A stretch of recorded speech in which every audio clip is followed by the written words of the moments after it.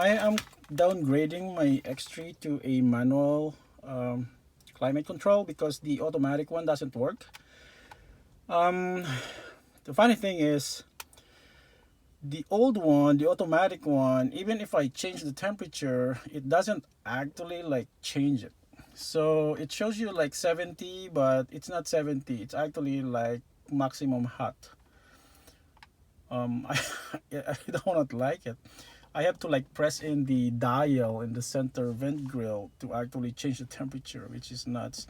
I think there's something wrong with the unit. So I tried plugging in a manual and it actually works. Everything works. On the automatic, the defrost, I mean the windshield defroster doesn't actually work. On this one, it actually works. It directs the direction of the air. I thought the whole unit was actually like wasn't working. So it's actually the climate control that's the module was actually busted. So the plugs for the automatic, they actually like plug in directly to the back of this manual control though. It's kind of funny that the automatic works with the manual, but I think it's okay. So I'm gonna use this until I could find a better one in the junkyard. But I think eBay, they have like around 50 bucks, which is not that bad at all. But I could probably find one cheaper in the junkyard.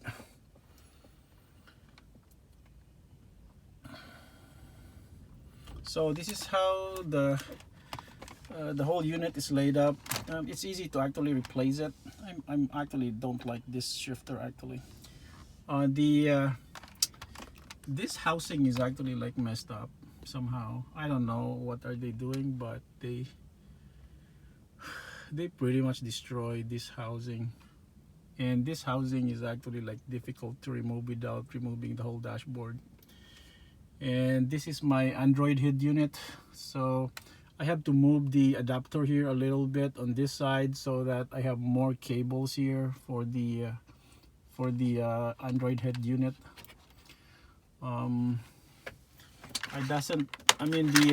It seems that I lack some cable, especially for the backup camera, because the aux video in doesn't actually work. So I don't know what's going on with this. Yeah, this is the connector for the Android head unit, and then this is for the subwoofer. The subwoofer also doesn't work. I think my amplifier is busted. So yeah, it's got the front left and the front right. Yeah, this goes to the unit. I think this is the main adapter. I have to like fix some of the wiring here because the insulation. Yeah, this is exposed. This isn't bad. And this is the antenna. So here's my Android head unit, which is crazy because there's no wiring diagram. This is CCAN actually. Most Chinese Android is a hit and miss thing. So the problem with this, with the housing, is that the back unit, install this, the antenna here actually protrudes or is very long. So when you try to make it flush,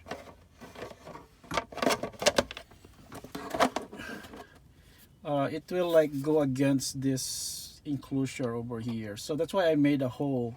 The previous owner actually cracked the whole system here trying to put it in place. I'll probably use a Dremel to do the space for the antenna.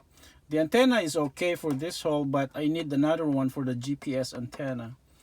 The elbow doesn't have enough space for it, so I cannot make it like flush here. Where's the antenna, the GPS? Yeah, this elbow is way too long too. So if you look at that, you have like two items protruding at the back, so it's better to make this hole larger. Actually, I'm going to just Dremel a square hole in here so that both of this will actually like extend properly and not block the fitment. Yep. Yeah, the Seacane brand is actually bad. I don't know, it's not really that great. I also lack some cable. So this is how I made the adjustment in the enclosure. I use a Dremel to drill a hole in there so that the antenna, both of the antennas, the GPS and the FM antenna, actually has some space in there. Yep. Because if you don't do that, yeah, it will not get flush in here. I think this enclosure is not probably designed for this head unit. I don't know if it's part of the kit or maybe it was like bought separately, but yep. Yeah, there it goes. Yeah, the cables are doing fine now, so I'm going to do the final adjustment. I have the connectors up on top, and I'm just gonna put this one in. Got it installed and it's flush. Yep. So we're gonna see if it works. There you go. Turn it on so that they will not drain my battery.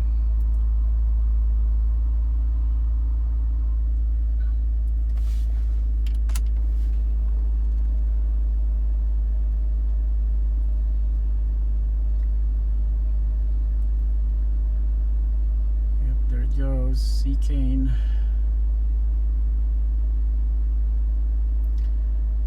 Sometimes the FM antenna gets loose when I install it, or it's not like fully flush, so the FM reception is bad. So we're gonna switch to radio. Come on, I don't want Google.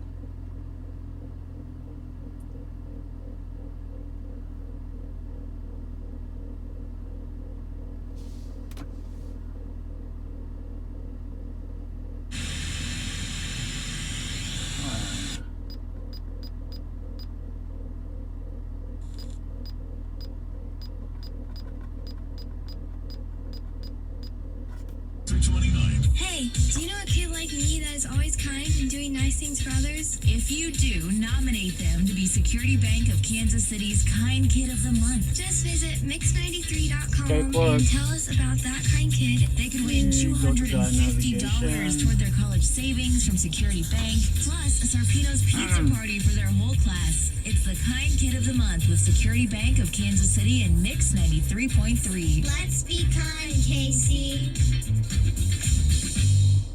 Our advertisers are the best, and so are you for listening.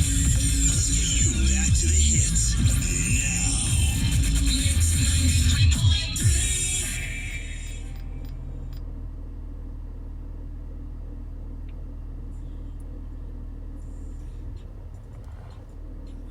93.3. Yep, there you go. It works now. Yep, it should. Yep. Yep. I think. Oh no. Let me see. Let me see if I could have the.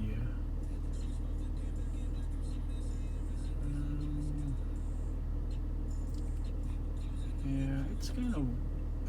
I thought I see some settings for the antenna, setting of the antenna. But yeah, it should be okay.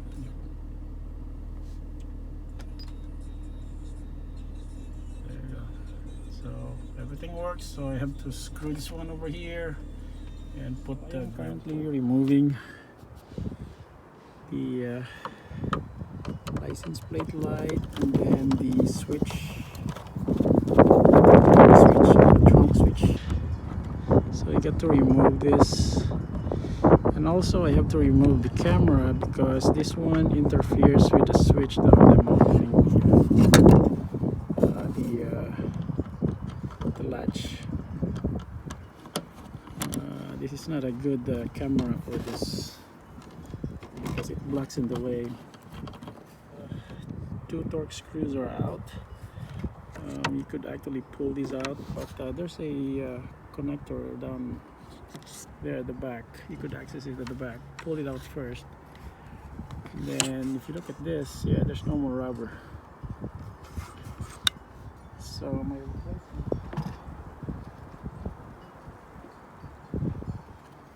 replacement is this one, and it has a rubber. Still not this one. Then I still just have to retain the lights. The LED lights are